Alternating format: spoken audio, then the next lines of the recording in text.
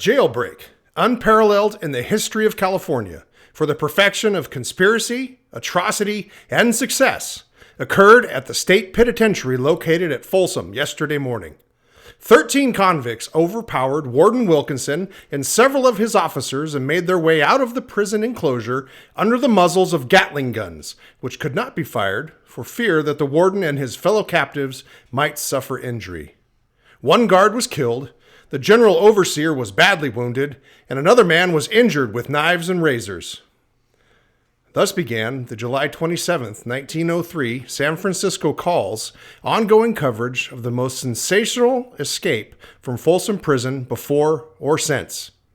The Call was a paragon of progressive republicanism and reform at the turn of the century. What we didn't know then, what we couldn't have imagined, was that 5 of the 13 convicts who'd escaped would confound a dozen trigger-happy posses and defeat the National Guard in a bloody confrontation outside Diamond Springs. I am John Diedrich Spreckels, of Spreckels Sugar fame. That was my father's business. I first made my mark in shipping, then in journalism as publisher of my hometown San Francisco Call. After the earthquake and fire of 1906, I relocated to San Diego, where I turned my attention to turning a struggling town into a thriving metropolis. I am here today for 2 reasons.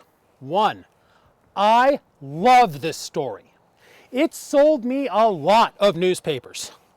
In the weeks following the prison break, the Call ran up to 8 stories per day, covering every aspect of it, some more accurately than others.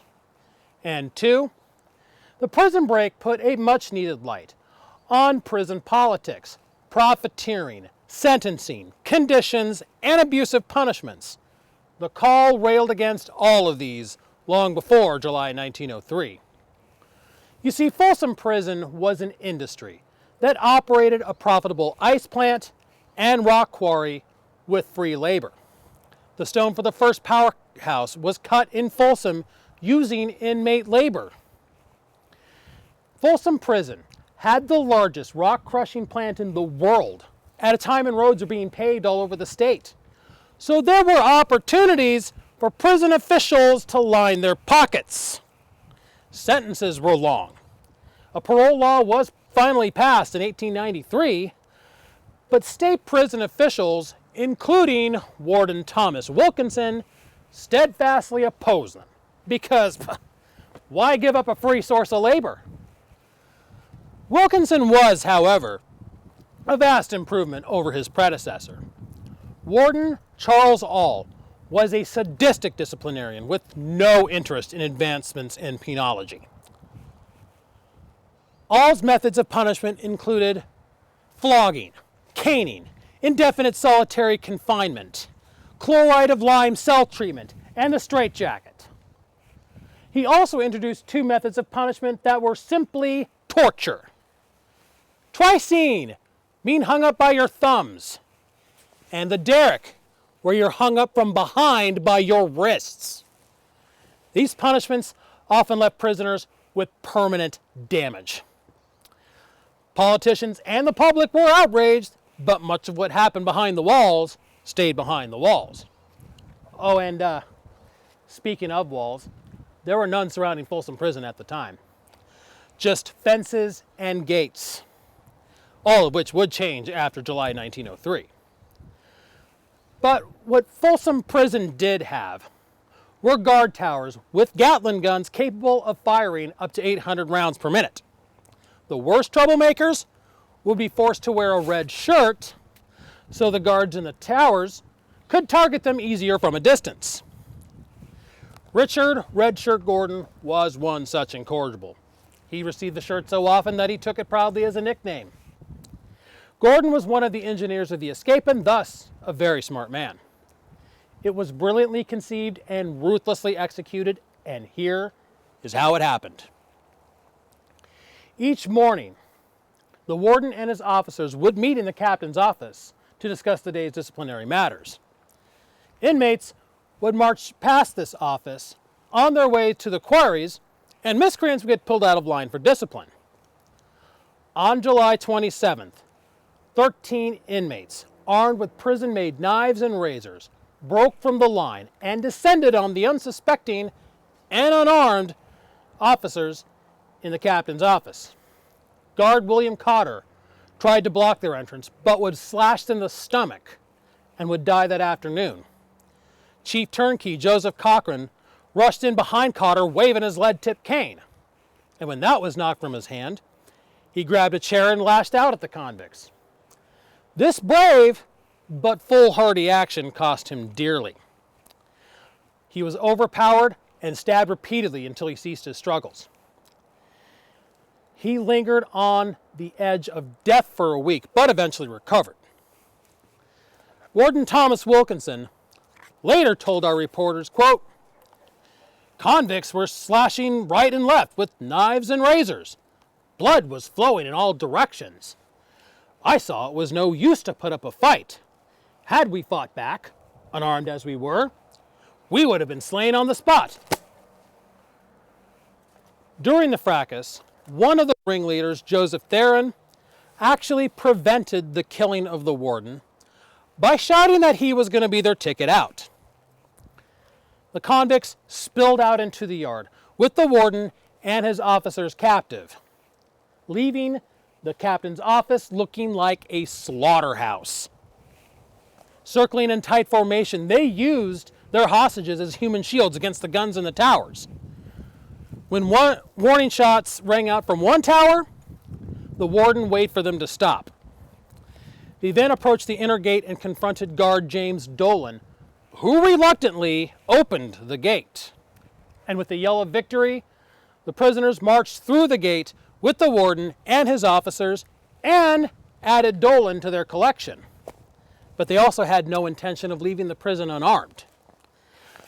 Now, the prison armory was located at the base of one of the guard towers. The guards inside locked the door, then watched in horror as the convicts brandished sticks of dynamite they had filched from the quarry, threatening to blow the armory and its occupants to eternity. But this was a bluff, as they knew they had failed to secure the requisite blasting caps. And it worked. The convicts took revolvers and rifles and forced the guards to point out the correct ammunition for each gun.